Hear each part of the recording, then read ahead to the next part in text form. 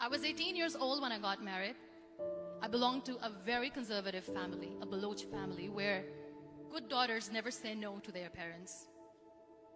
My father wanted me to get married, and all I said was, if that makes you happy, I'll say yes. And of course, it was never a happy marriage. Just about after 2 years of getting married, about 9 years ago, I met a car accident. Somehow my husband fell asleep and the car fell in the ditch. He managed to jump out, saved himself. I'm happy for him. But I stayed inside the car and I sustained a lot of injuries. The list is a bit long. Radius ulna of my right arm were fractured. The wrist was fractured. Shoulder bone and collarbone were fractured. My whole rib cage got fractured. But that injury that changed me and my life completely was the spine injury. Many people came to rescue. They gave me CPR. They dragged me out of the car. And while they were dragging me out, I got the complete transection of my spinal cord. Those 2.5 months in the hospital were dreadful. I was at the verge of despair. One day, doctor came to me and he said, well, I heard that you wanted to be an artist, but you ended up being a housewife. I have a bad news for you.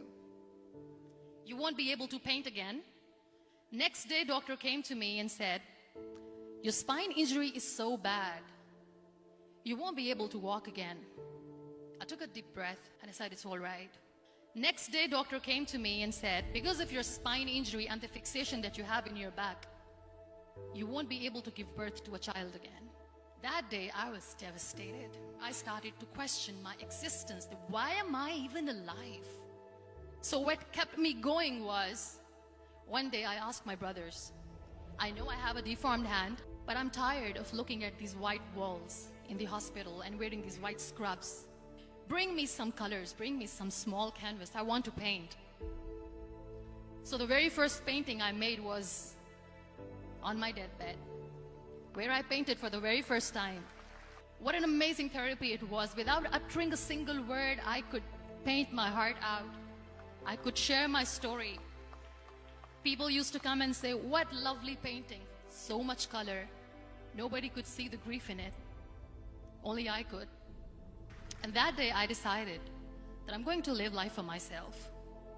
I am not going to be that perfect person for someone. I am just going to take this moment and I will make it perfect for myself. That I'm going to fight my fears. So I wrote down one by one all those fears. And I decided that I'm going to overcome these fears one at a time. You know what was my biggest fear? Divorce. But the day I decided that this is nothing but my fear, I liberated myself by setting him free. And I made myself emotionally so strong that the day I got the news that he's getting married, I sent him a text that I'm so happy for you and I wish you all the best. And he knows that I pray for him today. Number 2 was, I won't be able to be a mother again. And that was quite devastating for me. But then I realized there are so many children in the world, all they want is acceptance. So there is no point of crying, just go and adopt one. And that's what I did.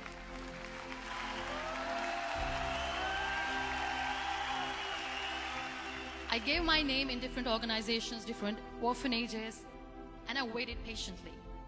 2 years later, I got this call from a very small city in Pakistan. I got a call and they said, are you Muniba Mazari?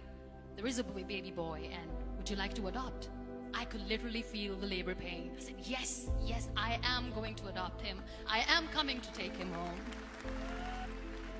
And that day, I was 2 days old, and today he's 6. You know, when you end up being on the wheelchair, what's the most painful thing? People think that they will not be accepted by the people because we, in the world of perfect people, are imperfects. So I decided to appear more in public.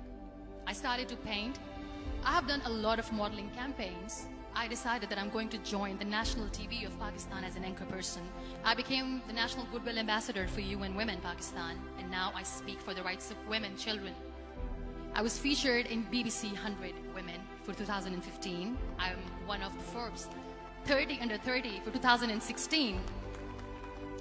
So when you accept yourself the way you are, the world recognizes you. It all starts from within. We have this amazing fantasy about life. This is how things should work. This is my plan. It should go as per my plan. If that doesn't happen, we give up. I never wanted to be on the wheelchair. Never thought of being on the wheelchair. This life is a test and a trial, and tests are never supposed to be easy. So when you are expecting ease from life, and life gives you lemons, then you make the lemonade, and then do not blame life for that. It is okay to be scared. It is okay to cry. Everything is okay, but giving up should not be an option. They always say that failure is not an option. Failure should be an option, because when you fail, you get up, and then you fail, and then you get up, and that keeps you going. Embrace each and every breath that you are taking. Celebrate your life. Live it. Don't die before your death. Real happiness lies in gratitude. So be grateful, be alive, and live every moment.